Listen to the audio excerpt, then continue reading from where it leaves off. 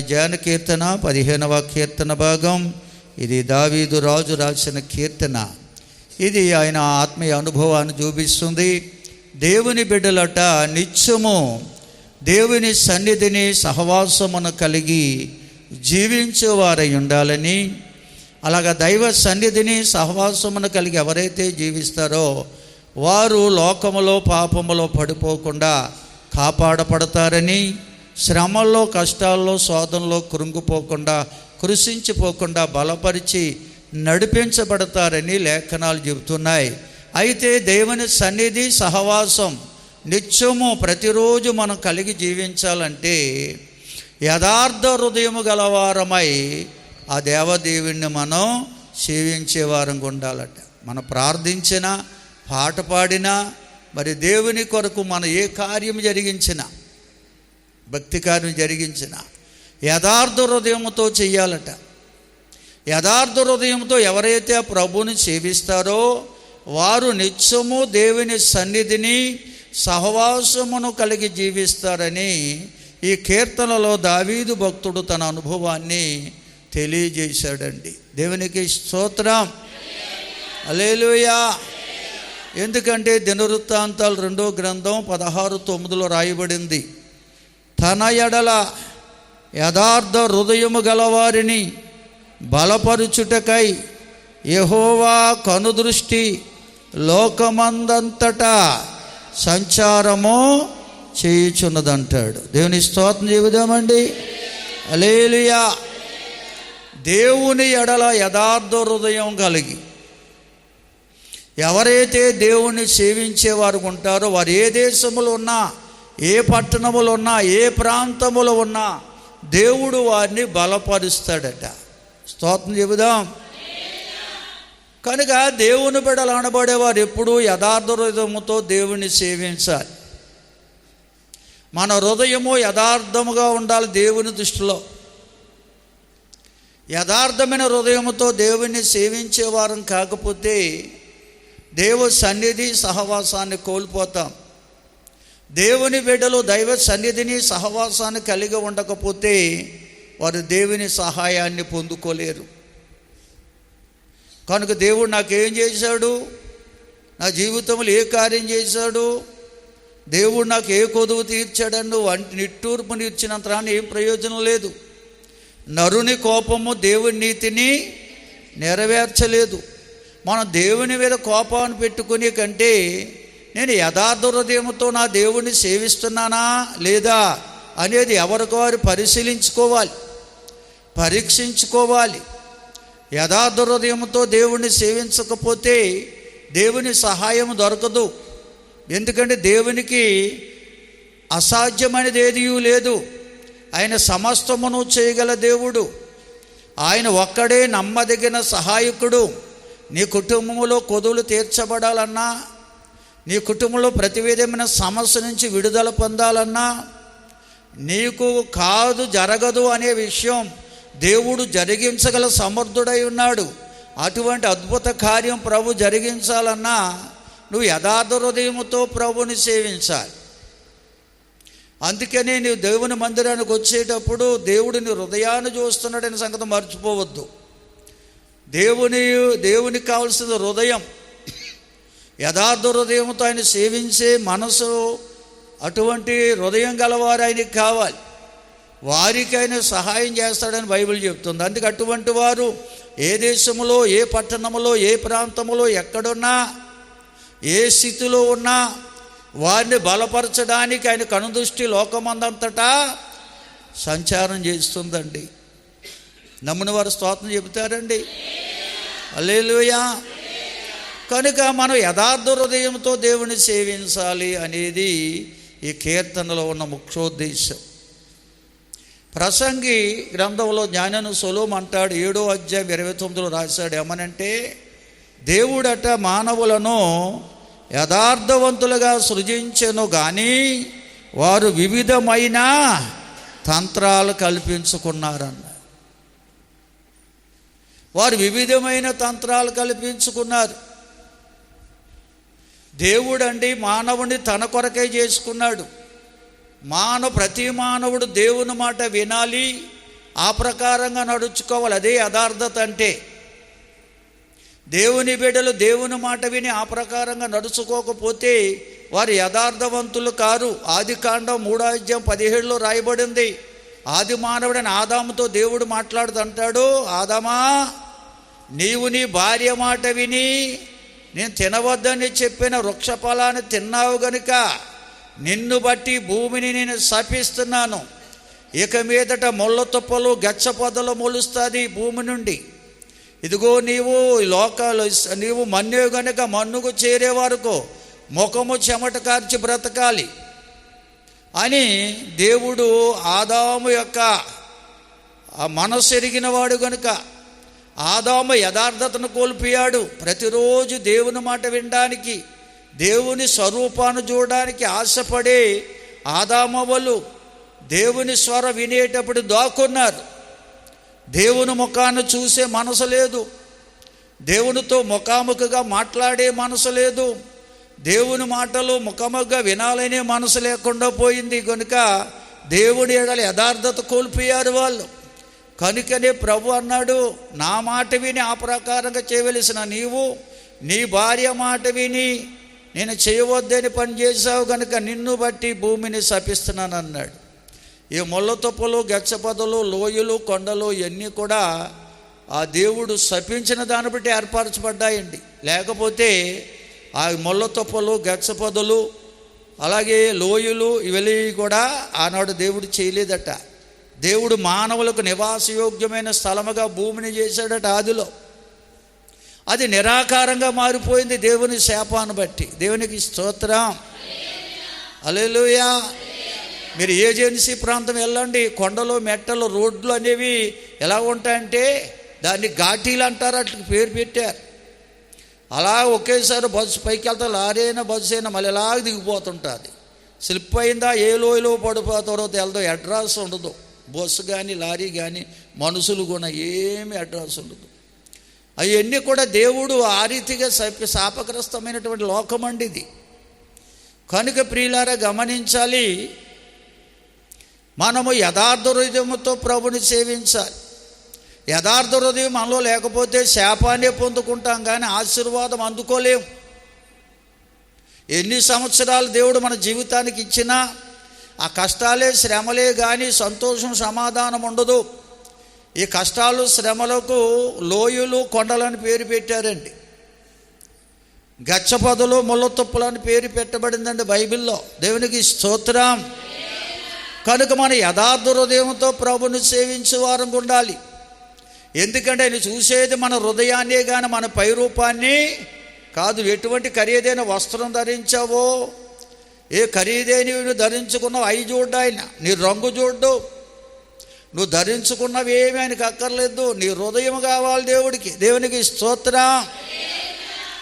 కనుక హృదయము దేవుని ఎడల యథార్థమైనది ఉండాలి. అనగా దేవుని మాట విని ఆ మాట ప్రకారం నడుచుకోవాలనే మనసు ఉండాలి. నేను దేవుని సన్నిధికి వెళ్తున్నాను, నేను దైవ సన్నిధికి వెళ్ళాలి, అక్కడ దేవుని సన్నిధి ఉంది, ఆయన స్వరం వినాలి, ఆయన మాటే నాకు నూరంతల బలమనిచ్చేది, బలహీనుడైన నన్ను బలపరిచేది దేవుని మాటేనని ఆయన మాట విని ఆ ప్రకారం నడుచుకుంటే దేవుని సహాయం దొరుకుతుందనే మనసుతో రావాలి. అది దేవుని ఎడల యథార్థ హృదయం. దేవుని స్తోత్రం. అటువంటి వారు దేవుని మాట విని ఆ ప్రకారంగా నడుచుకుంటారు కానీ దేవుని మాట విని విడిచిపెట్టి వెళ్ళిపోరు. కనుక గమనించాలి ప్రియులారా, దేవుని ఎడల యథార్థ హృదయం గలవారిని దేవుడు బలపరిచేవాడై ఉన్నాడని పరిశుద్ధ లేఖనాలు చాలా తేటగా బోధిస్తున్నాయి. దేవునికి స్తోత్రం, హల్లెలూయా. దయతో చూడండి ప్రియులారా, సామెతల గ్రంథం 3వ అధ్యాయం. దేవుని ఎడలి యథార్థ హృదయం అంటే ఏంటో, యథార్థ హృదయంతో చేసే భక్తి ఎలాగుంటుందో రాయబడింది అక్కడ. సామెతలు 3వ అధ్యాయం 5 నుంచి 10 వచనాలు చదవండి. నీ స్వబుద్ధిని ఆధారము చేసుకొనక నీ పూర్ణ హృదయంతో దేవుని యందు నమ్మిక ఉంచుము. నీ ప్రవర్తన అంతటి యందు ఆయన అధికారానికి ఒప్పుకో. అప్పుడు ఆయన నీ త్రోవలను సరళం చేస్తాడు. నేను జ్ఞానిని కదా నువ్వు అనుకోవద్దు. దేవుని యందు భయభక్తులు కలిగి చెడుతనాన్ని విడిచిపెట్టు. అప్పుడు నీ దేహానికి ఆరోగ్యం, నీ ఎముకలకు సత్తువ కలుగుతుంది. నీ రాబడి అంతటిలో ప్రథమ ఫలాన్ని, నీ ఆస్తులో భాగాన్ని ఇచ్చి దేవుణ్ణి ఘనపరచు. అప్పుడు నీ కొట్లలో ధాన్యము సమృద్ధిగా ఉంటుంది. నీ గానుగలో నుండి కొత్త ద్రాక్షరసము పైకి పొరలి ప్రవహిస్తుంది. స్తోత్రం చెబుతారండి. చాలామంది చేతులు లేవట్లా. మన దేవుడు చూస్తున్నాడు ప్రియులారా. కళ్ళుండి చూడని వాడు కాదు ఆయన. నువ్వే విధంగా ఆయన సన్నిధిలో ఆయన సేవిస్తున్నావు. దైవ సన్నిధికి వచ్చిన తర్వాత అశ్రద్ధగా ఉండకూడదు, అశ్రద్ధగా ఉండకూడదు. హల్లెలూయా. గమనించాలి, ఇక్కడ 3 విషయాలు ఉన్నాయి. ఈ 3వ అధ్యాయం 5 నుంచి 10 వరకు చదివితే దేవుని బిడ్డలు దేవుని పట్ల యథార్థ హృదయం కలిగి ఉంటే వారు చేసే భక్తి 3 రకాలుగా ఉంటుందట. 3 విషయాలు ఆ భక్తిలో ఉంటాయట. 1, వారు దేవునికి అప్పగించుకునేవారు ఉంటారట. అనగా దైవ చిత్తానికి లోబడతారట. స్వనీతిని ఆధారం చేసుకోరట. దుర్నీతికి లోబడట. స్వబుద్ధిని ఆధారం చేసుకోరటే. వారు మనస్సుకు నచ్చిన రీతిగా భక్తి చేయరు కానీ దైవ చిత్తానికి అప్పగించుకుంటారట. మొట్టమొదటిది. 2వది, దేవునికి ఇష్టలుగా జీవిస్తారట. అనగా దేవునికి ఏది ఇష్టం అంటే, దేవుడు పరిశుద్ధుడు కనుక ఈ పాపలోకములో మనము కూడా పరిశుద్ధులుగా జీవించడం అనేది దేవునికి ఇష్టం. 1, దేవునికి అప్పగించుకుంటారు తన్ను తాను. 2వది, దేవునికి ఇష్టలుగా జీవించేవారు ఉంటారు. 3వది, దేవునికి ఇచ్చేవారుగా ఉంటారట. ఈ 3 కార్యాలు ఎవరైతే జరిగిస్తారో వారే దేవుని ఎడల యథార్థ హృదయం కలిగిన వారు. దేవుని స్తోత్రం చెల్లించండి. ఈ 3 కార్యాలు ఎవరు చేస్తారంటే, దేవుడే నన్ను సృజించాడు, నేను దేవుని వాడను, దేవుని దానను, ఆ దేవుడే నన్ను కాపాడేవాడు, దేవుడే నాకు కావలసిన సమస్తమును సమకూర్చేవాడు, దేవుడే నాకు నమ్మదగిన సహాయకుడని ఎవరైతే ఎరిగి ఉంటారో వారు దేవుడికి తాము అప్పగించుకుంటారట. దేవునికి స్తోత్రం. ప్రతి విషయములోనూ దేవునికి అప్పగించుకుంటారండి. వారు వ్యవసాయం చేసినా, వ్యాపారం చేసినా, ఉద్యోగం చేసినా, ఏ పని చేసినా ముందు తన్ను తాను దేవునికి అప్పగించుకుని అప్పుడు ఆ పనిని జరిగిస్తారటండి. అది దేవుని ఎడల యథార్థ హృదయం. అంతేగాని వారి మనసుకు నచ్చిన రీతిగా కాదు. స్తోత్రం చెల్లిందామా. మన సంఘబిడ్డలు చాలామందిని చూస్తుంటాం. ఒక చోట దేవుని బిడ్డలు, మన సంఘం అనే కాదు, ఎక్కడ చూసినా, ఒక పాస్టర్ గారు నాకు చెప్పారు. ఒక ఆయన అంటాడు, అయ్యా మా సంఘంలో చాలా తెలివైనటువంటి విశ్వాసులు ఉన్నారండి అన్నాడు. ఏంటి బాబా తెలివి అన్నాను. మా సంఘస్థులు ఏం చేస్తారంటే, నారుమళ్ళు వేసేసిన తర్వాత ఆ నారుమడికి ఏదన్నా కానీ తెగులు పడితే, మొవ్వోడిపోతుంటే వచ్చి, అయ్యగారు నారుమడి వేసామండి, మొవ్వోడిపోతుంది, ప్రార్థన చేయండి అని కోరతారండి. నారుమడి వేసే ముందు ప్రార్థన కోరరండి మా వాళ్ళు. ఎంత తెలివోళ్ళు చూడండి. 2వదంట, పూడిసేసిన తర్వాత ఆ యొక్క వరి మూనలు బాగా ఎదగకపోతే వచ్చి ప్రార్థన చేయమంటారంట. అయ్యా మేము ఊడుపులు చేసాం కానీ చేని ఎంతమంది వేసినా ఎదగట్లేదు, ప్రార్థన చేయండి అని అంట. ఊడుపూడిసే ముందు అడగరంట ప్రార్థన. ఆ చేను బాగోపోతే అడుగుతారంట. 3వది, కోత కోసేసిన తర్వాత ప్రార్థన కోరతారంట. ఎందుకంటే ఆకాశం మబ్బులుగా ఉంటే, మేము కోత కోసేసామండి బాబు, వాతావరణం మారిపోయింది, ప్రార్థన చేయండి. కోత కోసే ముందు అడగరంట. తెలివైన వాళ్ళే కథ చెప్పండి. మన సంఘంలో కూడా అటువంటి వాళ్ళు ఉంటే మార్చుకోండి మీ మనసులో. దేవుని స్తోత్రం చెల్లించండి. అది దేవుని ఎడల యథార్థ హృదయం కాదు. అది నీ స్వబుద్ధి, నీ పన్ను చేసేసుకుని ఏదైనా కష్టపడుతుంటే ప్రార్థన. అది దేవుడు ఇష్టపడ్డండి. ఆయన చెప్పి ఎంతో బాధపడ్డా, బాబు నీకే కదా బాధ, అందరికీ ఉంది. ఇవాళ భక్తులు ముదిరిపోయారు దేవుని బిడ్డలో. కనుక మునుపటి భక్తి లేదు, దేవుని యథార్థ హృదయం లేదు. కనుక నారుమడి వేసే ముందు ప్రార్థన లేదు, ఊడు పొడిసే ముందు ప్రార్థన లేదు, కోత కూసే ముందు ప్రార్థన లేదు. ఏ పని చేసినా ముందు ప్రార్థన కోరేవారు ఈనాడు కరువైపోయారంటే అర్థం ఏంటంటే వారు స్వబుద్ధిని ఆధారం చేసుకుంటున్నారండి. దేవునికి అప్పగించుకునే మనసు లేదు. దేవుని ఎడల యథార్థ హృదయం లేని వారినాడని కోకొలు. అందుకనే దేవుని ఆశీర్వాదాన్ని కోల్పోతున్నారు, దేవుని సహాయాన్ని కోల్పోతున్నారు. ఎంత చేసినా సిల్లి సంచే. కారణం ఒకటే, శాపం. అది శాపమండి. నేను రాత్రి చెప్పాను, ఎక్కడికి వెళ్ళినా మాకు ఎంత చిన్న కానుక ఇచ్చినా పెద్ద కార్యాలు దేవుడు మా జీవితంలో జరిగిస్తాడు. ఎందుకో తెలుసా? ఆ చిన్న కానుకైనా దేవుడు ఇచ్చిందని మేము నమ్మి ఆ దేవుని చేతికి అప్పగించి ప్రార్థన చేసుకుంటాం. తర్వాతే దాన్ని మేము ఉపయోగించుకుంటాం. దేవునికి ఇవ్వాల్సింది దేవుడికి బాగా తీసేస్తాం, ఉన్న కొద్దులోనే మిగతాది మేము ఉపయోగించుకుంటాం. కనుకనే దేవుడు మమ్మల్ని ఏ కొదువ లేకుండా నడిపిస్తున్నాడు. దేవునికి స్తోత్రం. వ్యాధి బాధలు అంటారా, లోకం ఉండగా ఉన్నంతకాలం ఉంటాయని బైబిల్ చెప్పింది. కానీ మనం చేసే పని నూరంతల ప్రతిఫలం పొందాలంటే, మనం చేసే పని ఫలించాలంటే ముందుగా దేవునికి అప్పగించుకోవాలి. ప్రతి పని దేవునికి అప్పగించుకుని ప్రార్థన చేయాలి, ప్రార్థన కోరాలి, దైవజనుని కోరాలి. దేవుని స్తోత్రం. ఇప్పుడు ఫోన్లు అందుబాటులోకి వచ్చేసాయి కదా, మీరు ఇంటికి రావాల్సిన పని లేదు. ఓ ఫోన్ కొట్టి ప్రార్థన చేయించుకోవడానికే ఇంత ఇబ్బంది అయిపోతున్నారు. ఏంటంటే ఎంత ముదిరిపోయారో ఈనాడు. స్వబుద్ధి అండి. ఫోన్ చేసి ప్రార్థన చేయించుకుంటే మీకు ఏం కష్టమో. పోయేది ఒక ఫోన్ కాల్కి ఎన్ని డబ్బులు అయిపోతాయండి. ఇప్పుడు 10 రూపాయలు కార్డుకు ఒక చేసేవాళ్ళం, అప్పుడు 4 కాళ్ళ చేతి అయిపోయింది. అలాగేమి లేదే. ఇప్పుడు నెలకు సరిపడా ఎంచుకుంటేనే ఫోన్ మాట్లాడడానికి అవకాశం ఉంటుంది. 28 రోజులని ఏంటంటారు దాన్ని, అది ప్యాకింగ్ చేసుకోవాలా. అలా చేసుకోకుండా ఇవాళ ఫోన్లు మోగో. అందుకని ఫోన్లు మెయింటెనెన్స్కే కొన్ని 100,000 అయిపోతుంది. ఇప్పుడు ఇంట్లో 4-5 ఫోన్లు ఉన్నాయంటే వాళ్ళకి 1000 రూపాయలు రోజు ఆ నెలకే అయిపోతుంది. దేవుని స్తోత్రం చెల్లించండి. కనుక ఆ ఫోన్లో నెలకు సరిపడే బ్యాలెన్స్ ఉంటుంది కదా, ఆ నెల ఎన్ని ఫోన్లు చేసుకోవచ్చు కదా. ఒక్క ఫోన్ కొట్టడానికి కూడా మనసు లేదు ఇవాళ చాలామందికి.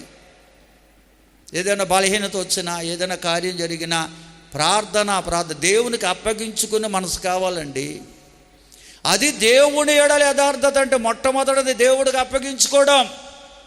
నువ్వు ఏ పని చేసినా ముందు దేవునికి అప్పగించుకుని దైవజనుడికి ఫోన్ చేసి ప్రార్థన చేయించుకోవాలి. దానివల్ల నీకు కష్టమేముండదు.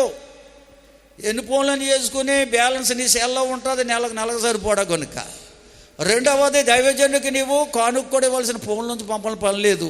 ఒకవేళ ఇవ్వాలనుకున్నాడు ఫోన్పే చేయొచ్చు అనుకోండి. అది నాకు అటువంటి ఫోన్పే ఎలిజిబిలిటీ లేదు. అవసరమైతే రౌపాల్ గారికి చేసేయండి అని చెప్తున్నాను. చాలామంది అడుగుతున్నారు, అయ్యా ఫోన్పే ఎలిజిబిలిటీ ఉందంటే. నాకు లేదు బాబు, రౌపాల్ గారికి ఉందో చేయండి. ఏమైనా చిన్న కొనుకలు ఎవరైనా పంపితే రౌపాల్ గారికి పంపుతారు. ఆయనకి చెప్తాడు, ఇలాగ పలానా వారు ఇలా పంపారంటే, బాబు జాగ్రత్త పెట్టు, చిన్న పెట్టున్నాడు కదా, ఉపయోగించంటాను. దేవుని స్తోత్రం చెల్లించండి. చిన్నయే కదా, స్తోత్రం చెల్లిద్దాం అందరం. 10 రూపాయలు అంటే మొన్న ఒక ఆయన టీ తాగి ఫోన్పే చేస్తుంటే ఆశ్చర్యపోయాను నేను. ఇదేంటంటే టీ కూడా ఫోన్పే అంటే, ఆయన అన్నాడు సోడా తాగిన వాళ్ళు కూడా ఫోన్పే చేస్తాను, మీకు తెలదేమో. 5 రూపాయలకు ఫోన్పే చేస్తున్నారండి అన్నాడు. ఇంకొక ఆయన అంటాడు రూపాయికి చేశాడండి మొన్న ఒక ఆయన ఫోన్పే అన్నాడు. అంటే ఇంత ఫెసిలిటీస్ వచ్చేసాయి. ఫోన్లో ప్రార్థన చేసింది ఫోన్పే చేయకపోయినా పని, నాకు ఫోన్పే ఎలిజిబిలిటీ లేదు కనుక ఉచితమే కదా. స్తోత్రం చెల్లించండి అందరూ. మేము అలాగ అనుకోము ఎప్పుడు. ఒకవేళ మీకు ప్రార్థన చేస్తే దాని ప్రతిఫలం దేవుడు వేరే రూట్లో మాకు ఇచ్చేస్తాడండి. దేవుని పని అది. మాకు మీకోసం మేము ప్రార్థన చేస్తే వేరొకరి ద్వారా అయినా నాకు సహాయం దేవుడు పంపేస్తాడు. అందుకే దేవుని పని చేయాలి, అది మా ఆరాటం. దేవుని స్తోత్రం. హల్లెలూయా. మొట్టమొదటి దేవునికి అప్పగించుకోవడం, దేవుని అధికారానికి ఒప్పుకోవడం. అంటే దేవుడు సర్వాధికారిని, సర్వశక్తిమంతుడని, సమస్తమును చేయగలవాడని ఎరిగిన వారే దేవునికి అప్పగించుకుని ప్రార్థన కోరడం, అది మొట్టమొదటి. అప్పుడు దేవుడు నీ త్రోవలు సరళం చేస్తాడు, నువ్వు చేసే ప్రతి పని సులువైనదిగా మార్చేస్తాడు. దేవునికి స్తోత్రం. రెండవది, దేవునికి ఇష్టలుగా జీవించడం. చాలామంది అంటారు నాకు అన్నీ తెలుసు అంటారు. నాకు ఎవరు చెప్పాలి? పాటర్ గారు చెప్పాలా? ఎవరు చెప్పాలి? చర్చికి వెళ్ళి వాక్యం వినకపోతే ఏముంది, నాకు తెలదండి వాక్యం అనేవారు. నేను జ్ఞానిని కదా, దేవుడి కొరకు నాకు తెలుసు, నేను గొప్ప సీనియర్ని, ఇంట్లో ఉండేనే భక్తి చేస్తాను, టీవీలో సువార్త తింటే సరిపోదా అని తమ జ్ఞానాన్ని ప్రదర్శించుకుంటారు చాలామంది. బైబిల్ చెప్తుంది, నువ్వు దేవుని ఎడల భయభక్తులు కలిగి చెడుతనాన్ని, చెడుతనం అంటే చెడు ఆలోచన, అది నువ్వు ఆలోచన చెడ్డది. దేవుని మందిరానికి వెళ్లకుండా, దేవుని జనుడు దైవజనుడు ద్వారా దేవుని వాక్యం వినకుండా నువ్వు ఏదేదో ఆలోచన పెట్టుకుని అవసరం వచ్చిన ఖాళీగా ఉన్నప్పుడు వెళ్దాంలే, ఆకాశం ఉన్నప్పుడు వెళ్దాములు అనుకుంటే నీ ఆలోచన చెడ్డది. నువ్వు దైవ సన్నిధికి వెళ్ళాలి, దేవుని సేవకులు దేవుని స్వరాన్ని వినాలి మనసు అప్పగించుకుని. అది దేవుని ఎడల భయభక్తులు కలిగి చెడుతనాన్ని విసర్జించేవారంటే వాళ్ళు. అంతేగాని మందిరానికి వెళ్ళకపోతే నేను భక్తుని కాదా భక్తురాలను కాదా అనుకోండి, నిజంగా భక్తిహీనుడివే. ఇది దుర్నీతి అనేది మానవులను భక్తిహీనులుగా చేస్తుందండి. దేవునికి స్తోత్రం, హల్లెలూయా. కనుక మనం అటువంటి వారు ఉండకూడదు, దేవునికి ఇష్టలుగా జీవించాలి, దైవ చిత్తానికి అప్పగించుకోవాలి, దైవ సన్నిధిలో సహవాసములో ఎదగాలి. అందుకనే దేవుని సమాజములకు వెళ్ళాలి, మందిరానికి వెళ్ళాలి, అక్కడ దేవుని మాటలు వినాలని ఆశ కలిగి ఉండాలి. అందుకే బైబిల్ గ్రంథంలో అంటాడు, నువ్వు దేవుని మందిరానికి వెళ్ళేటప్పుడు అక్కడ ఆయన ఉన్నాడనియో, అడుగు ప్రతి వారికి ఫలమును నిశ్చయముగా ఇస్తాడనియో నమ్మాలి కదా అన్నాడు. ఏదో నమ్మకం ఈనాడు చాలామందికి అప్పుడప్పుడు మెరుస్తున్నారు, దానివల్ల నీకు ప్రయోజనం ఉండదు. దేవుని యొక్క మన దేవుడు పరిపూర్ణుడు, మన అన్ని విధాలా ఆశీర్వదించాలని ఆశిస్తున్నాడు. ఆయన మన ప్రతి అవసరత తీర్చాలని ఆయన కోరుకుంటున్నాడు. ఆయన మన అవసరాలన్నీ తీర్చాలన్నా, కొదువులన్నీ తీర్చాలన్నా, పరిపూర్ణమైన వారి ఆశీర్వాదం మనం పొందాలన్నా ఆయన సన్నిధిలో సహవాసములో మనము ఎదిగేవారంగా ఉండాలి. వారే దేవుడి ఎడల భయభక్తులు కలిగి చెడుతనాన్ని విసర్జించేవారు. అలా కాకుండా ఎప్పుడైనా వెళ్ళొచ్చు అనుకుంటే నువ్వు జ్ఞానిని కదా అని విర్రవీగుతున్నావన్నమాట. అటువంటి వారంగా మనం ఉండకూడదు. అటువంటి వారు యథార్థ హృదయం గలవారు కాదు. దేవుని ఎడల యథార్థ హృదయం గల ఎప్పుడు నేను దైవుని సన్నిధికి వెళ్ళాలి, దైవజనుల ద్వారా దేవుని మాటలు వినాలి, దేవుని మాటలే నన్ను బలపరుస్తాయి, బలహీనుడైన నన్ను బలహీనురాలి నన్ను బలపరిచేవి, రోగినైన నన్ను బలపరిచి నా రోగాన్ని కుదుటిపరిచేవి, నా ప్రతి అవసరత తీర్చేది దేవుని మాటే అని దేవుని మాటలు వినడానికి వేగురుపడాలి. దేవునికి స్తోత్రం. అది దేవుని ఎడల యథార్థ హృదయం గలవారి యొక్క మనసు అండి. రెండవది. మూడవది, నీ యొక్క కష్టార్జితములో మొదటి భాగాన్ని దేవుడికి ఇమ్మంటున్నాడు. ఈవేళ మనం ఆయుస్సు ఆరోగ్యం దేవుడిచ్చిందండి. దేవుడిచ్చిన ఆస్తి అంటే ఏంటో తెలుసా? ప్రతి మానవునికి ఆయుస్సు ఆరోగ్యం. వేళ ఒక రోజు తొలగిపోయి మరొక రోజు వచ్చింది మన జీవితంలో కంటే, నిన్న శనివారం వెళ్ళిపోయింది, ఆదివారం వచ్చింది, దేవుని దయండి అది. అనేక మంది శనివారమే ఆదివారం చూడలేని వారు అనేక మంది ఉన్నారు తెలుసా? ఈ నూతన సంవత్సరాన్ని చూడలేని వారు అనేక మంది ఉన్నారు. రూపాల్ గారు చెప్పారు కదా, మన ఎమ్మెల్యే గారు చిన్నాన్న గారు అమెరికాలో అమ్మాయిని చూడడానికి వెళ్తే భార్యతో కలిసి ఆ కారులో వెళ్ళిన వాళ్ళు అందరూ కూడా యాక్సిడెంట్లో చచ్చిపోయారు.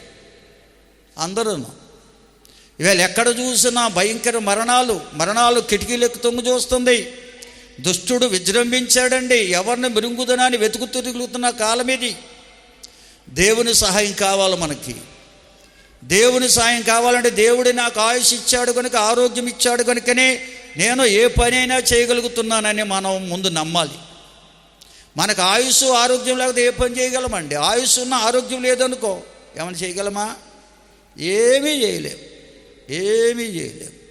కనుక ఆయుష్ ఆరోగ్యం దేవుడు ఇచ్చాడు కనుక మనం ఏ పనైనా చేయగలుగుతున్నాం.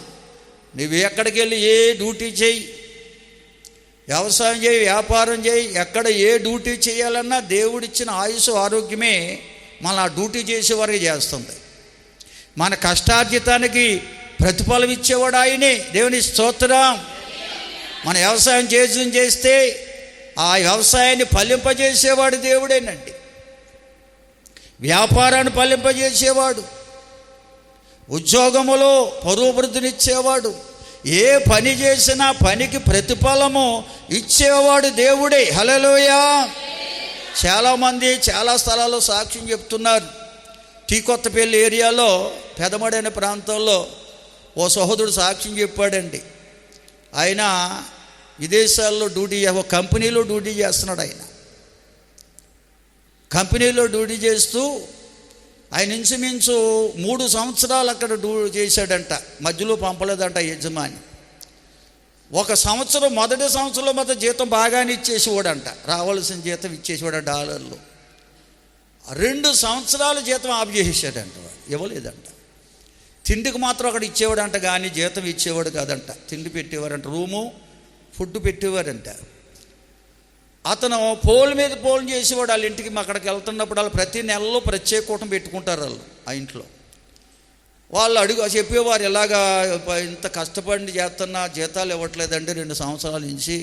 ఆ కుర్రోడు అక్కడ చిక్కడిపోయాడు, భోజనం పెడుతున్నారంట, బట్టలు ఇస్తున్నారు, ఇవి ఉన్నాయి తప్ప జీతం మాత్రం ఇవ్వట్లేదు చెల్లిగావా అని చెప్పేసి ప్రార్థన కోరేవారు. వాళ్ళు ప్రార్థన చేయగా 2 సంవత్సరాలు సరిపడా జీతం ఒకేసారి వాడిచ్చేశాడు. అప్పుడు వచ్చాడు అతను అనుమతి తీసుకుని. అప్పుడు అతను చెప్పుకొచ్చాడు సాక్ష్యం. నిజానికి దేవుడు చేసిన కార్యం అండి ఇది. నాలాంటి వాళ్ళు ఎంతోమందిని మా సేటుగాడు, ఆడి పేరేదో చెప్పాడు, చాలా ఇబ్బంది గురి చేశాడు. పాపలకి భార్య బిడ్డలు ఉన్న వాళ్ళు ఉన్నారు. అతను పెళ్లి కాలేదు, వేగా కుర్రోడు, నాకు పిల్లలు లేరు కనుక మా తల్లికే పంపాలి. మరి భార్య బిడ్డలు ఉన్న వాళ్ళు ఎంత ఏడ్చేవారో, వాళ్ళు ఎలా బతుకుతున్నారో. 2 సంవత్సరాలు జీతాలు లేవు, వెళ్దామంటే వెళ్ళనాకలేదు, ఫోన్లో మాట్లాడుతున్నాం తప్ప వట్టి మాటలే తప్ప డబ్బులు పంపడానికి లేదని ఎంత ఏడ్చారోనండి. కానీ మీలాంటి దైవజనులందరూ చేసిన ప్రార్థన వల్ల వాడి కఠిన హృదయాన్ని దేవుడు కరిగించాడు. దేవుని స్తోత్రం. హల్లెలూయా. ఆయన ఆ అబ్బాయి వచ్చేసి 3 నెలలు అయింది. వెంటనే వాడు ఫోన్ చేసి ఆ సేటుగాడంట, ఒరే బాబు నీ జీతం పెంచాను, ప్రతి నెల ఖచ్చితంగా నిచ్చేస్తానని ఫోన్ మీద ఫోన్ చేసి చెప్పాడంట. మొన్న వెళ్ళిపోయాడు అతను. దేవుని స్తోత్రం చెల్లిందాం అందరం. హల్లెలూయా, హల్లెలూయా. మాట ఇచ్చిన ప్రకారంగా వాడి జీతం కూడా పెంచాడంట అతను. మనం చెప్తున్నారు వెళ్తే. కనుక దేవుడు చేసే కార్యాలండి. వారు దేవుడి మీద ఆనుకున్నారు. ఎందుకంటే కష్టానికి ప్రతిఫలం కూడా కొంతమంది ఎగ్గొట్టేసి ఇబ్బంది పట్టే రోజులు ఉన్నాయి. దేవుని స్తోత్రం. మన పల్లెటూరులో కూడా ఊడుపూడు పెంచుకుని కోతలు కోయించుకుని కూలి పని ఎగ్గొట్టేసిన ఎంతమంది లేరు, ఎంతమంది ఏడవలేదు, ఎంతమంది గొడవలు పెట్టుకోలేదు, లేరా. కనుక కష్టానికి ప్రతిఫలం ఇప్పించేవాడు దేవుడు అండి. దేవుని స్తోత్రం. కఠిన హృదయాన్ని కరిగించే దేవుడు అని. అందుకనే నాకు ఆయుస్సు ఆరోగ్యం దేవుడిచ్చాడు, నా కష్టానికి ప్రతిఫలమే కూడా దేవుడే ఇచ్చాడనే మనసుతో ఎవరైతే ఉంటారో వారే దేవుని ఎడల యథార్థ హృదయం గలవారు. అటువంటి వారు మొదటి కూలి, మొదటి జీతం దేవుడికి ఇచ్చేస్తారు, మొదటి పొలాన్ని దేవుడికి ఇచ్చేస్తారు. అంతేకాదు రాబడిలో 10వ వంతు దేవుడికి ఇచ్చేస్తారు. కనుక ఈ విధంగా ఎవరైతే దేవుడికి ఇచ్చుటలో ముందుంటారండి, అటువంటి వారు కొట్లు ధాన్యముతో నింపబడతాయంట. ఇప్పుడు చాలామంది తెలివైన క్రైస్తవులు అని చెప్పాం కదా, ధాన్యం లేదులేండి కొట్లు లేవు అంటున్నారు. ఆ కొట్లు ధాన్యముతో అన్నమాట ఏమిటంటే సర్వ సమృద్ధి అని అర్థం. దేవుని స్తోత్రం. ఎప్పుడు మీ ఇంట్లో డబ్బులు ఉంటాయి, ఎప్పుడు మీ ఇంట్లో ఏ కొదువ లేకుండా చేస్తాడు. అది అందుకంటాడు, క్రొత్త గానుగులోంచి కొత్త ద్రాక్ష రసము పొంగి ప్రవహిస్తుందట. అనగా నూతనమైన ఆశీర్వాదాలు, నువ్వు ఊహించని ఆశీర్వాదాలు ఎన్నో నీలోంచి నీ కుటుంబంలో ప్రవహిస్తాయి. దేవుని స్తోత్రం.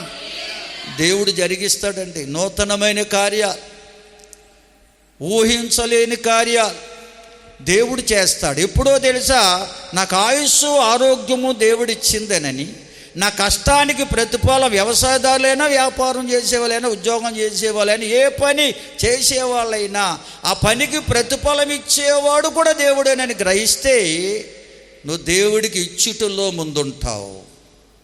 నువ్వు దేవునికి ఇచ్చుటలో దేవుడికి ఇవ్వాల్సిన దేవుడికి ఇచ్చేస్తావు. దేవుని స్తోత్రం చెబుదామా? హల్లెలూయా, హల్లెలూయా. యేసుక్రీస్తు ప్రభువారు శరీరధారిగా భూలోకములో సంచరిస్తున్నప్పుడు ఆనాటి రోమాధికారులు యేసు ప్రభు శిష్యుడిని అడిగారట, మరి మీ బోధకుడు పన్ను కట్టడా అని. ఎందుకంటే ఆనాడు తలసరి పన్ను ఉండేది, తలకింతని పన్ను. మనిషిగా పుట్టిన ప్రతి ఒక్కరికి పన్ను వేసేవారండి ఆ రోజుల్లో. ఇప్పుడంటే ఇంటి పన్ను, నీటి పన్ను, లైబ్రరీ పన్ను, ఈ పన్నులు ఉన్నాయి. అప్పుడు ప్రతి మనిషి మీద పన్ను ఉండేదంట ఆ రోజుల్లో. మనిషిగా ఒక కుర్రోడు పుట్టాడనుకో వాడికి పన్ను. ఇలాగా ప్రతి మనిషికి పన్ను కట్టాలి ఆ రోజుల్లో. కనుకనే యేసు ప్రభు శిష్యుని అడుగుతున్నాడంట. ఆ యొక్క అధికారులు అడిగితే ఆయన వెళ్ళి యేసు ప్రభు నారాయణ బాధకుడా మరి పన్ను కట్టమని అధికారులు అడుగుతున్నారు అంటే యేసు ప్రభు చెప్పారటండి, కైసరిది కైసరికి, దేవునిది దేవునికి ఇవ్వండి. మీరు వెళ్ళి గేలమేయి, ఆ నీటిలో గేలమేయి, నదిలో ఒక చేప దొరుకుతుంది నీకు. చేప నోట్లో ఒక శకం పెట్టాను నేను. దేవుని స్తోత్రం. ఆ శకం ఉంటుంది, ఆ శకాన్ని తీసి నీకు నాకు పన్ను కట్టే అన్నాడు యేసయ్య. స్తోత్రం చెల్లించండి. హల్లెలూయా. అంటే యేసయ్య పన్ను కట్టొద్దన్నాడా? కట్టాలి. నేను మనిషిగా లోకానికి వచ్చాను, దేవుడినైనా నేను పన్ను కట్టాలి. కనుక ఆ చేపను పట్టుకో, గేలమే చేప పడుతుంది, చేప నోట్లో ఒక శకం ఉంటుంది, అది తీసి నీకు నాకు పన్ను కట్టి అని చెప్పాడంట. అంటే కైసరిది కైసరికి, దేవునిది దేవునికి ఇవ్వాలి అనగా లోకములో అధికారులకు ఇవ్వాల్సింది అధికారులకు ఇచ్చేయాలి, పన్ను కట్టమని పన్ను కట్టేయాలి, దేవునికి ఇవ్వాల్సింది దేవునికి ఇచ్చేయాలి. దేవుని స్తోత్రం. అయ్యో నా వచ్చిన దాంట్లో కరెంటు బిల్లు కట్టేశానంటే కుదరదు. కరెంటు బిల్లు కట్టాలి, దేవుని బిల్లు దేవునికి కట్టాలి. ఎందుకంటే ఆయుస్సు ఆరోగ్యం దేవుడిచ్చేదండి. కనుక ప్రియులారా, మనము దేవునికి ఇవ్వాలి. అది లోక అధికారులు గవర్నమెంట్ కట్టాలి. ఇది దేవుని సంకల్పం. అందుకే అంటాడు, ఒకటి దేవుని సన్నిధికి వచ్చేవారుగా అనగా దేవునికి అప్పగించుకున్నారు. ఎప్పుడు దేవుని సన్నిధిని మానరండి. దేవునికి అప్పగించుకున్నారు ఎంత కష్టమైనా కానీ దైవ సన్నిధికి వచ్చి తీరుతారు. అది దేవునికి అప్పగించుకున్న వారు మొట్టమొదటిది, దేవుడే యథార్థ హృదయం గలవారు. రెండవది, దేవునికి ఇష్టలుగా జీవిస్తారు. వారి జ్ఞానాన్ని బట్టి నడుచుకోరు, వారి ఆలోచన బట్టి నడుచుకోరు. నాకు అన్నీ తెలుసు అనుకోరు. నేనేమీ ఎరగని వాడిని, దేవుడే నన్ను నడిపించేవాడని దేవునికి ఇష్టలుగా మారిపోతారు. దేవుని మాటలు విని అప్రకారంగా జీవించడానికి ఇష్టపడతారు. మూడవది, దేవునికి ఇచ్చేవారిగా ఉంటారు. ఈ మూడు కార్యాలు ఎవరిలో అయితే జరుగుతాయో వారే దేవుని ఎడల యథార్థ హృదయము గలవారు. నమ్మని వారు స్తోత్రం చెబుతారా? ఈ మూడింట్లో ఒకటి లేకపోయినా నీవు దేవుని ఎడల యథార్థ హృదయం కలిగిన వాడవు కాదు, కలిగిన దానవు కాదు. ఈ మూడు కార్యాలు నీలో ఉండాలి. అప్పుడే దేవుడు సర్వ సమృద్ధినిస్తాడు, అన్ని విధాలు ఆదుకుంటాడు. నువ్వు బలహీనురాలవైనా, ఎటువంటి శ్రమైనా, వ్యాధి బాధలు నీలో ఉన్నా అవి కృంగదీయకుండా నిన్ను బలపరిచి నడిపించి ఆయన కృపతో నిన్ను బలపరుస్తాడు. అంతేగాని యేసు ప్రభు నమ్ముకున్న వారికి బలహీనతలు రావని ఎక్కడా బైబిల్లో మాత్రం లేదు. దేవుని స్తోత్రం. అలాగే ఉంటే లోకమంతా యేసు ప్రభువు నమ్ముకునేవారే. కనుక ప్రభు నమ్ముకున్న మనం ఈ మూడు కార్యాలు తప్పనిసరిగా నువ్వు జరిగించాలి. దైవ సన్నిధికి వచ్చుటలో, దేవునికి ఇష్టలుగా జీవించుటలో, దేవునికి ఇచ్చుటలో, ఈ మూడు కార్యాలు ఎవరైతే జరిగిస్తారో వారే దేవుని ఎడల యథార్థ హృదయము గలవారు. అందుకనే సమూయేలు రెండో గ్రంథం 3వ అధ్యాయం 1వ వచనం చదవండి దయతో. సౌలు కుటుంబీకులకును దావీదు కుటుంబీకులకును బహుకాలము యుద్ధము జరుగగా దావీదు అంతకంతకు ప్రబలెను, సౌలు కుటుంబం అంతకంతకు నేరసిల్లెను. ఇక్కడ సౌలు రాజు కొరకు, దావీదు కొరకు రాయబడ్డాయి. దావీదు దేవుని సన్నిధిని సహవాసమును నిత్యము కలిగి ఉండే భక్తుడు. రెండవది దేవునికి ఇష్టడుగా జీవించినవాడు. మూడవది దేవునికి ఇచ్చుటలో ముందున్నవాడు దావీదు. ఈ మూడు గుణాలు దేవుని ఎడల యథార్థ హృదయం గలవాడిగా చేశాయి దావీదుని. కనుకనే దేవుడు దావీదు కుటుంబమును అంతకంతకు అభివృద్ధి పరిచాడంట. అయితే సౌలు ఉన్నాడు, దేవుడు ఏర్పరచుకున్నవాడే. ఇశ్రాయేలు రాజ్యం మీద రాజుగా దేవుడు అభిషేకించాడు అతన్ని. అయితే అతడు దైవ సన్నిధిని సహవాసాన్ని విడిచిపెట్టాడు. రెండవది దేవునికి ఇష్టలుగా జీవించలేదు. నేను జ్ఞానిని కదా, రాజుని కదా అనుకున్నాడు. దేవుని ఎడల భయభక్తులు కలిగి జీవించలేదు. చెడుతనాన్ని విసర్జించలేదు కనుక దేవునికి ఇష్టలుగా జీవించలేకపోయాడు. మూడవది దేవునికి ఇచ్చుటలో ముందు లేడు. ఈ మూడు గుణాలు సౌలులో లేవు గనుక, దేవుని ఎడల యథార్థ హృదయం అతనిలో లేదు గనుక దేవుడు అతని కుటుంబాన్ని అంతకంతకు నీరసింపజేశాడట. దేవునికి స్తోత్రం. అందుకే బైబిల్లో అంటాడు, మనల్ని హెచ్చించేవాడు దేవుడే, తగ్గించేవాడు దేవుడే. ఆయనకే ఉంది అధికారం అండి. అందుకు దేవుడు మనల్ని పిలిచింది, ఏర్పాటు చేసుకున్నది తల ఎత్తుకునే వారిగా చేయడానికి కానీ తలదించుకునే వారిగా చేయడానికి కాదు. కనుక మనం దేవుని ఎడల యథార్థ హృదయం గలవారమై ఉంటే, దైవ సన్నిధికి వచ్చుటలో, దేవునికి ఇష్టలుగా జీవించుటలో, దేవునికి ఇచ్చుటలో నువ్వు ఎప్పుడైతే ముందుంటావో, నువ్వు దేవుని ఎడల యథార్థ హృదయంలో గలవాడివి, యథార్థ హృదయం గలదానివి. అటువంటి నిన్ను, నీ కుటుంబాన్ని దేవుడు అంచెలంచెలుగా అభివృద్ధి పరుస్తాడు. దేవుని స్తోత్రం. హల్లెలూయా. దేవుడు నమ్ముకుని కూడా ఈ మూడు గుణాలు నీలో లేకపోతే, ఈ మూడు కార్యాలను చేయకపోతే దేవుడి ఎడల యథార్థ హృదయము లేనట్టే లెక్క. దేవుని ఎడల యథార్థ హృదయం లేకుండా నువ్వు ఎంత భక్తి చేసినా దేవుడు నిన్ను హెచ్చించడు. హల్లెలూయా, హల్లెలూయా. బిగ్గరగా స్తోత్రం చెబుదామా? హల్లెలూయా. అందుకే అపోస్తలుడు పౌలు భక్తుడు ఎఫెసీ పత్రిక 4వ అధ్యాయం 24లో మాట చెప్పాడు చూడండి. ఎఫెసీ పత్రిక 4:24, నీతియు యథార్థమైన భక్తి గలవారై దేవుని పోలికగా సృష్టించబడిన నవీన స్వభావమును ధరించుకొనవలెను. మన పాత రోత ప్రశ్న విడిచిపెట్టాలండి. ఇంకా పైకి చదివితే, పై వచనాలు చదవమ్మా, అదే 4వ అధ్యాయం. ఇంకా పైకి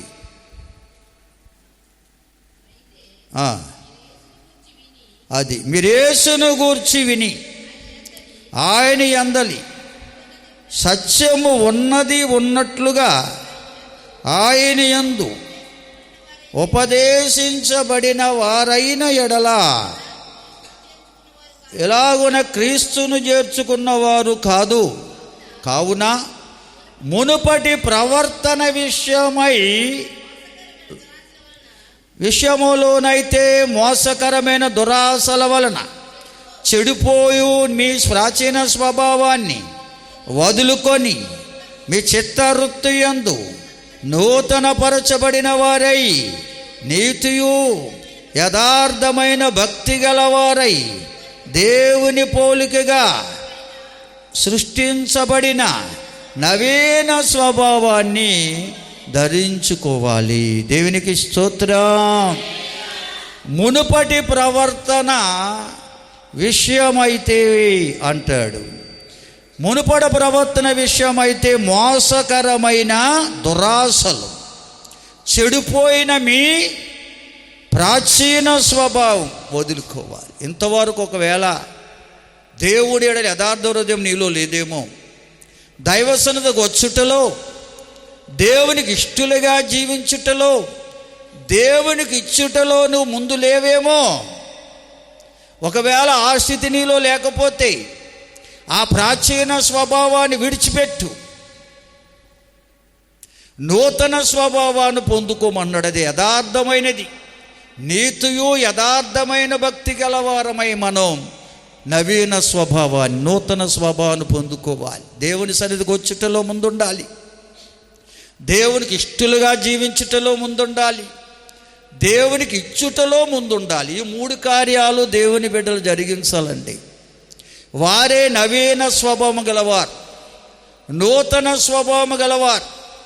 ఈ స్వభావం ఎప్పుడైతే నీలోకి వస్తుందో నువ్వు దేవుని ఎడల యథార్థ హృదయం గలవాడవే గలదానవి. అటువంటి నీకు దేవుడు సహాయం చేస్తాడు. హల్లెలూయా. ఆయన సన్నిధి సహవాసం నీతో ఉంటుంది.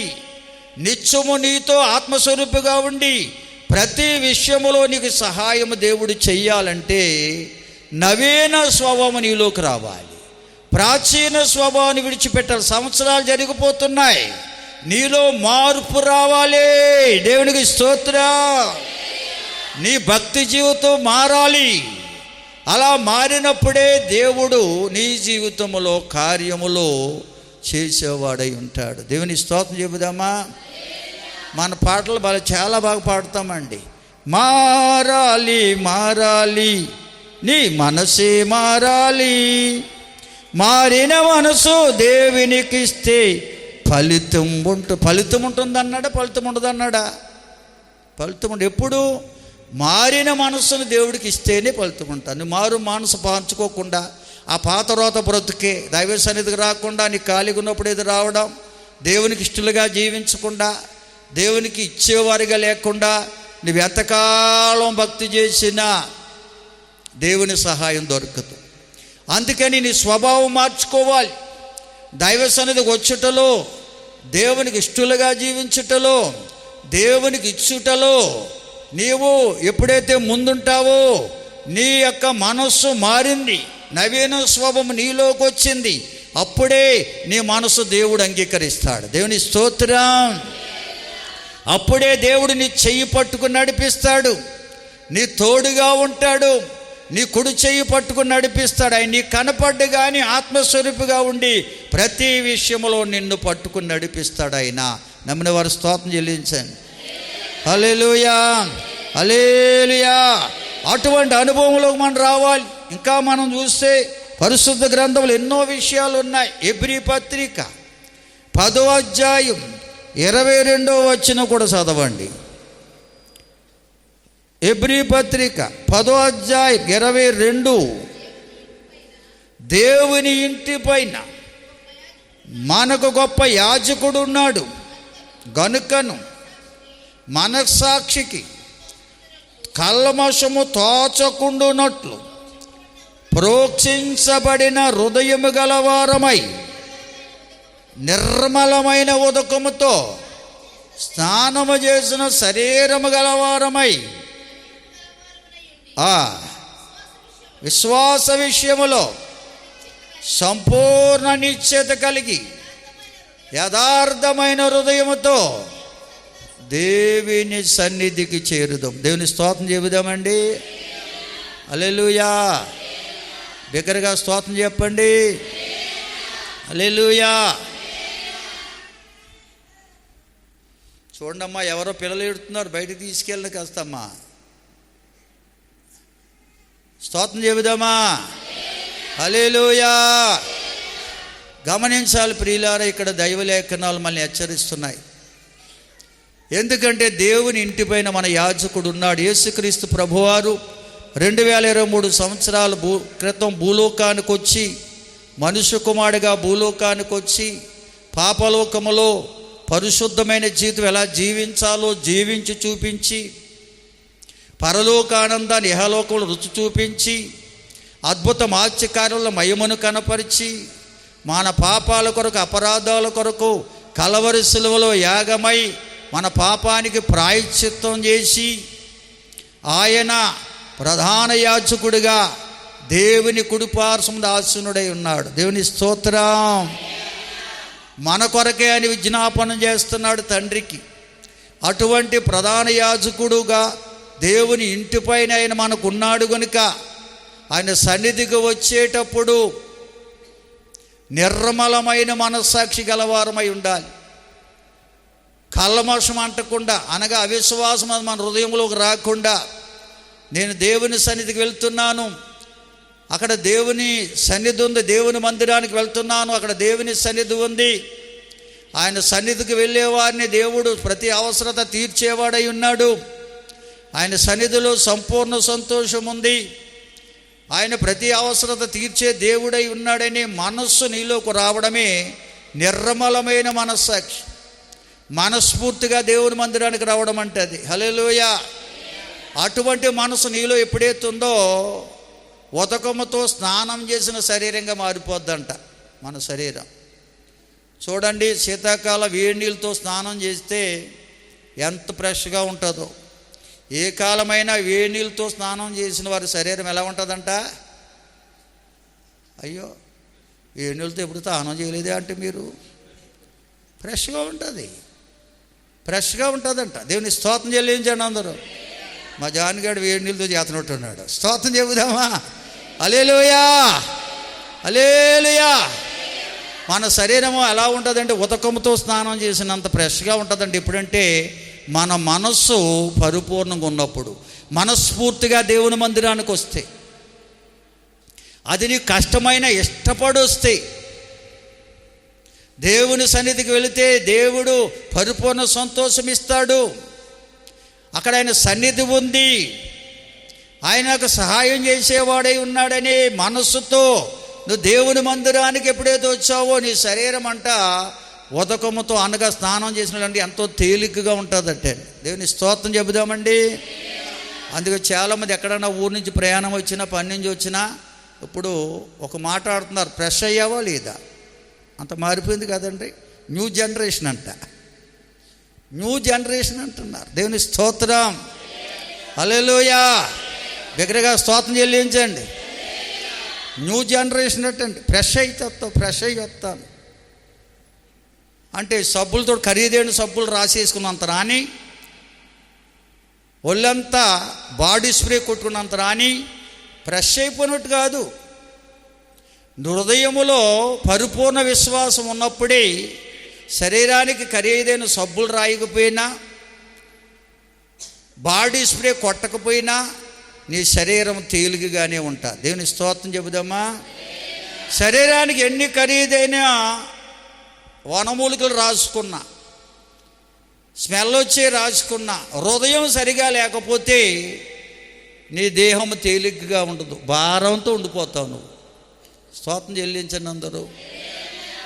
అందుకే గిన్నె మొంద లోపల కడగాలంట, తర్వాత బయటికి అడగమన్నాడు. బైబిల్లో అదే రాశాడు.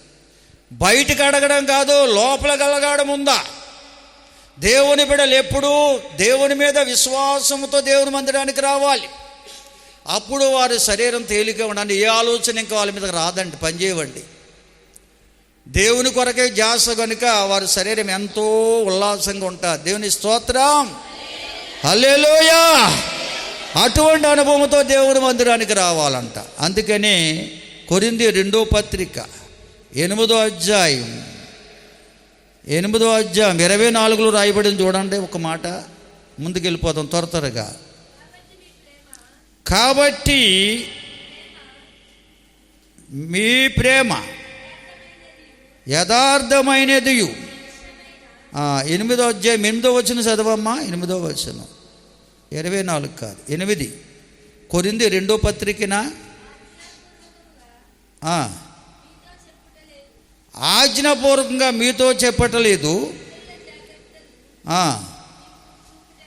చూపుట చేత మీ ప్రేమ ఎంత యథార్థమైనదో పరీక్షించవలెనని చెప్పుచున్నాను. మీరు మన ప్రభువైన యేసుక్రీస్తు కృపను ఎరుగుదురు కదా. ఆయన ధనవంతుడై ఉండి మీరు తన దరిద్రము వలన ధనవంతులు కావాలనని మీ నిమిత్తమే ఆయన దరిద్రుడాయను. దేవుని స్తోత్రం చెల్లించండి. హల్లెలూయా, హల్లెలూయా. ఆయన పరలోకానందాన్ని భూలోకములో మానవాళికి ఇవ్వడం కొరకు పరలోక ఆనందాన్ని విడిచిపెట్టి భూలోకానికి రావడానికి ఇష్టపడ్డాడంట ఆయన. దేవుని స్తోత్రం. ఆ కోటాను కూడా దేవదూతలతో దేవుడు పలుకుతున్నాడు, భూలోకానికి నా నిమిత్తం ఎవరు వెళ్తారు? భూలోక నివాసులను పరిమళ వాసనగా చేయడానికి, పరలోక ఆనందంతో నింపడానికి ఎవరు వెళ్తారని అడిగితే యేసు ప్రభు వారే ఒప్పుకున్నాడు, నేను వెళ్తాను తండ్రి. దేవుని స్తోత్రం. ఆయన భూలోకానికి వచ్చింది ఎందుకొరకో తెలుసా? పరలోక ఆనందానికి మనకివ్వడానికి. ఈ భూలోక ఆనందం ఇచ్చే శిక్షను ఆయన పొందడానికి. దేవుని స్తోత్రం. ఎందుకు ఆ మాట పలికాడంటే భూలోక ఆనందం అట మానవుల్ని ఏం చేస్తుంది? దరిద్రులుగా చేస్తుందండి భూలోక ఆనందం. ప్రియులారా గమనించాలి. తప్పుపోయిన కుమారుని చూడండి, తండ్రి వద్ద ఉండగా సర్వసమృద్ధి ఉంది ఆడికి. ఆడ లోక స్నేహాన్ని వలిచాడు, తండ్రి సన్నిధిని విడిచిపెట్టి లోకములో కలిసిపోగా అక్కడ వాడికి దొరికింది దుర్వ్యాపారం. సమస్తాన్ని, ధనాన్ని కోల్పోయాడు, ఆరోగ్యాన్ని కోల్పోయాడు, ఆకలితో అలమటించిపోతున్నాడు. ఆ దరిద్రం అనేది పట్టుకుంది. అది లోకానందములో ఏముందంటే దుర్వ్యాపారం ఉంది. లోకానందం అనేది సాతాను యొక్క ఏర్పాటది. లోకానందం అనేది మానవులను దరిద్రులుగా మారుస్తుంది. దేవునికి స్తోత్రం, హల్లెలూయా. కనుక ఆ లోకానందం కొరకు పరుగులు తీస్తే ధనం కలిసి వస్తుందా? ధనం ఖర్చు అవుతుందా? ఖర్చు అవుతుందా? కలిసి వస్తుందా? ఖర్చు అవుతుంది. వాళ్ళు చాలా మంది సినిమాలు చూసి సినీ పక్కీలో పెళ్లి చేసుకోవాలి. న్యూ జనరేషను, స్తోత్రం చెల్లించండి, న్యూ జనరేషన్ అంట. మా పిల్లలకి అది చెప్తాను, బాబు పరుగులు తీయకండిరా, నన్ను మూలన పెట్టకండిరా అని. న్యూ జనరేషన్లోకి వెళ్ళిపోయి సినీ పక్కీలు ఏర్పాట్లు చేస్తే కొన్ని లక్షలే అప్పులు చేయవలసి వస్తుంది. డబ్బు ఉన్నవాడికి ఇబ్బంది కాదులేండి. దేవుని స్తోత్రం, హల్లెలూయా, హల్లెలూయా. పడిపోతే లేవనెత్తువాడు ఎవడో లోకంలో దొరకడం. సలహాలు బాగుంటాయి, ఆ సెట్టింగ్ బాగుంటుంది, ఈ సెట్టింగ్ బాగుంటుంది, ఈ ఏర్పాట్లు చేయండి, ఆ ఏర్పాట్లు ఎన్ని చెప్తారో. కనుక లోకానందం అనేది మానవుని దరిద్రులుగా చేస్తారు. యేసు ప్రభువారు లోకానందముతో మునిగి తేలుతున్న మానవాళ్ళు దరిద్రులుగా మారిపోయారని, అటువంటి వారిని పరలోకానందముతో నింపి ధనవంతులుగా చేయాలని. దేవుని స్తోత్రం. ఈ పరలోకానం యేసుక్రీస్తు ప్రభులో ఉంది. ప్రభువులో ఆనందించడానికి డబ్బులు కావాలా? డబ్బులు కావాలా ప్రభువులు ఆనందించడానికి? చెప్పండి, స్తోత్రం చెల్లించండి. నువ్వు దైవ సన్నిధికి రావడానికి ఏమైనా డబ్బులు కావాలా? డబ్బులు ఖర్చు అవుతాయా? ఖర్చు అవుతాయా? ఏమీ ఖర్చు. చేతులు ఏమీ లేకపోతే, ఏమీ లేకపోయినా దేవుని మందిరానికి రావడానికి అవకాశం ఉంది. డబ్బులు ఉంటేనే రామని ఎక్కడా బైబిల్లో లేదు. నీకు కలిగి ఉంటే దేవుడికి ఇక్కడ కానుకేయమంటున్నాడు అంతే. దేవుని స్తోత్రం చెల్లించండి అందరూ. నూర్చే ఎద్దుడికి మూతికి చిక్కం కట్టకూడదు కనుక నీకు కలిగిన దాంట్లో పట్టుకొచ్చి ఇక్కడ కానుకేయమన్నాడే తప్ప, లేకపోతే రావద్దని బైబిల్లో రాయలేదు ఎక్కడ. మేము చెప్పం. దేవుని స్తోత్రం. ఏమీ లేకపోయినా దేవుని మందిరానికి వస్తే పరలోక ఆనందం ఇక్కడ దొరుకుతుంది మీకు. నమ్మిన వారు స్తోత్రం చెబుతారా? దేవుని మందిరములో దొరికేది పరలోకానందమే కానీ లోకానందం దొరకదండి ఇక్కడ. నువ్వు సెంటు కొట్టుకోకర్లేదు, ఏదో గెటప్పులు ఇట్టుకోవాలని పని లేదు. ఉన్నట్లో శుభ్రమైన బట్టలు కట్టుకొస్తే చాలు. దేవుని స్తోత్రం. మనస్ఫూర్తిగా దేవుని మందిరానికి వస్తే లోకం ఇవ్వలేని ఆనందం ఆయన సన్నిధిలో దేవుడు ఇస్తాడు. హల్లెలూయా. ఆనందాన్ని ఇవ్వడానికే ధనవంతుడైన దేవుడు పరలోకానందాన్ని విడిచిపెట్టి భూలోకానికి వచ్చి ఈ లోకానందంతో ములుగులు తెస్తున్న మానవాళి శిక్షను, నిందలను, అవమానాలను ఆయన భరించి మానవుడు పొందవలసిన ఆ యొక్క శిక్షను ఆయన సిలువలో పొందాడు. దేవుని స్తోత్రం. ఏ పాపములని యేసయ్య పాపులమైన మన కొరకు సిలువలో యాగమైపోయాడండి. అదండి దేవుని కృప అంటే. దేవుని స్తోత్రం. పరలోకానందాన్ని మనకిచ్చి ఈలోక ఆనందం ఇచ్చే దరిద్రాన్ని, ఈ లోకానందం ఇచ్చే శిక్షను యేసయ్య భరించాడు. దేవుని స్తోత్రం చెబుదామా? కనుక ఈలోక ఆనందాన్ని కాదు మన రుచి చూద్దాం. దైవ సన్నిధిలో పరలోక ఆనందం దొరుకుతుందనే మనసుతో దేవుని మందిరానికి రావాలి. హల్లెలూయా. అదే చెప్పబడిందండి ఇక్కడ. దేవుని స్తోత్రం చెబుదామండి. అందుకే కొరింథీ మొదటి పత్రిక 13వ అధ్యాయం 10 నుంచి 13 వరకు చదవండి, ప్రార్థన చేసుకుందాం. కొరింథీ మొదటి పత్రిక 13వ అధ్యాయం 10 నుంచి. పూర్ణమైనది వచ్చినప్పుడు పూర్ణము కానిది నిరర్ధకమగును. నేను పిల్లవాడని అయినప్పుడు పిల్లవాని వలె మాట్లాడి తిని, పిల్లవాని వలె తలంచి తిని, పిల్లవాని వలె యోచించి తిని, ఇప్పుడు పెద్దవాడనై పిల్లవాని చేష్టలు మానివేసి తిని, ఇప్పుడు అద్దములో చూచినట్లుగా సూచనగా చూచుచున్నాం, అప్పుడు ముఖాముఖిగా చూతుము, ఇప్పుడు కొంత మట్టికే ఎరిగి ఉన్నాను, అప్పుడు నేను పూర్తిగా ఎరగబడిన ప్రకారం పూర్తిగా ఎరుగుదును. కాగా విశ్వాసము, నిరీక్షణ, ప్రేమ ఈ మూడును నిలుచును. వీటిలో శ్రేష్టమైనవి ప్రేమయ్యే. దేవుని స్తోత్రం చెల్లించండి అందరూ. దైవ సన్నిధికి ఎవరు మానకు వస్తారంటే దేవుని పట్ల విశ్వాసం గలవారు. ఎవరు దేవునికి ఇష్టలుగా జీవిస్తారంటే దేవుని మీద నిరీక్షణ ఉంచినవారు. ఎవరు దేవునికి ఇచ్చేవారుగా ఉంటారంటే దేవుని ప్రేమను ఎరిగినవారు. ఈ 3 రాష్ట్రాల పౌలు భక్తులు ఇక్కడ. హల్లెలూయా. ఒకటి, దేవుణ్ణి నమ్ముకునే బిడ్డలు దేవుని పట్ల విశ్వాసం ఉంచాలి. వారు దైవ సన్నిధికి సహవాసానికి మానకుండా వస్తారు. రెండవది, దేవుని యందు నిరీక్షణ కలిగి ఉండాలి. దేవుని పట్ల వారు ఎవరికైతే నిరీక్షణ ఉంటుందో వారు దేవునికి ఇష్టలుగా జీవిస్తారు. ఎందుకంటే నా దేవుడు నన్ను చూస్తున్నాడని, నా ప్రవర్తన గమనిస్తున్నాడని ఎవరైతే ఎరిగి ఉన్నారో వారు దేవునికి ఇష్టలుగా జీవిస్తారు. దేవుని పట్ల నిరీక్షణ కలిగి ఉంటారు, వారు దేవునికి ఇష్టలుగా జీవిస్తారు. మూడవది, దేవునికి ఎవరు ఇచ్చేవారు ఉంటారంటే దేవుని ప్రేమను ఎరిగిన వారు. హల్లెలూయా.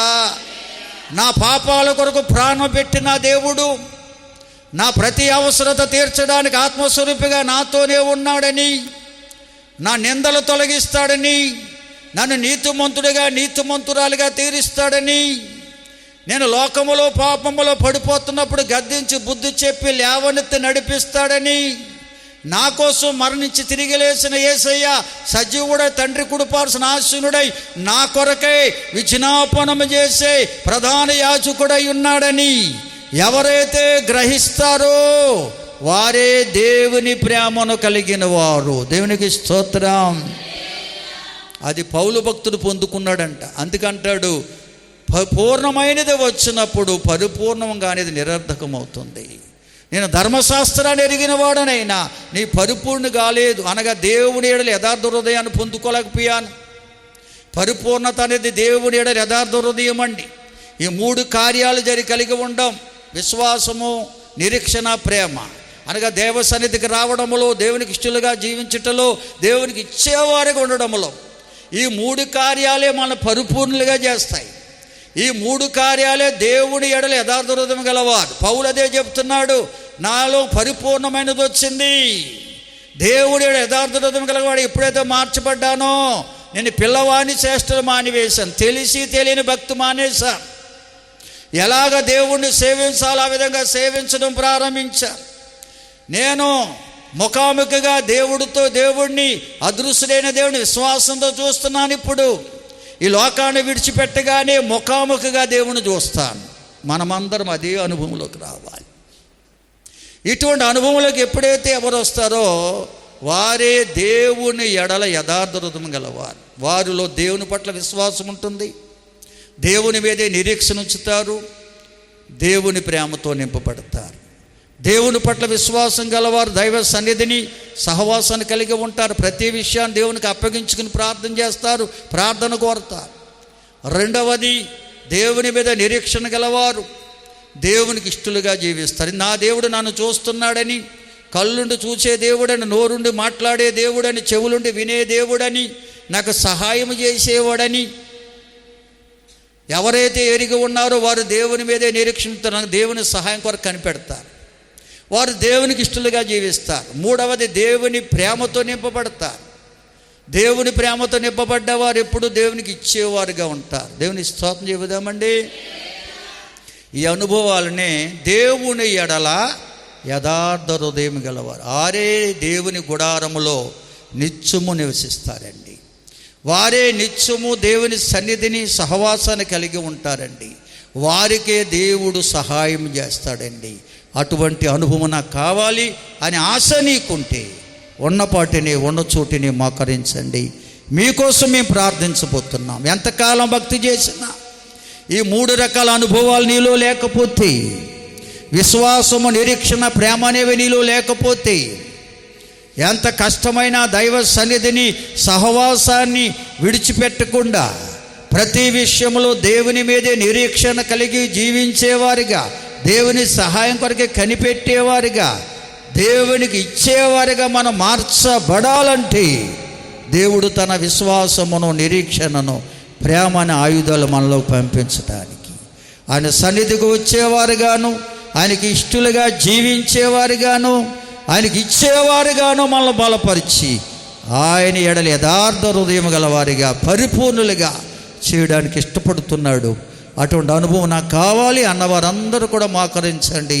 దివ్య కృప, పరిశుద్ధాత్మ దేవుని సన్నిధి, సమాధానం మనకును, మన కుటుంబాలకును, లోకములో క్రీస్తు యేసును ప్రేమిస్తున్న సకల ప్రజలకు సదాకాలం దేవుని కృప, సమాధానం తోడుగుండి నడిపించును గాక. ఆమేన్. యేసు రక్తమే జయం, ప్రవేశు రక్తమే జయం. యేసునామానికి సంపూర్ణ విజయం. అపవాది క్రియలు కరంత నాశనం కలుగును గాక. ఆమేన్, ఆమేన్. అందరికి వందనాలు. ప్రభు మిమ్మల్ని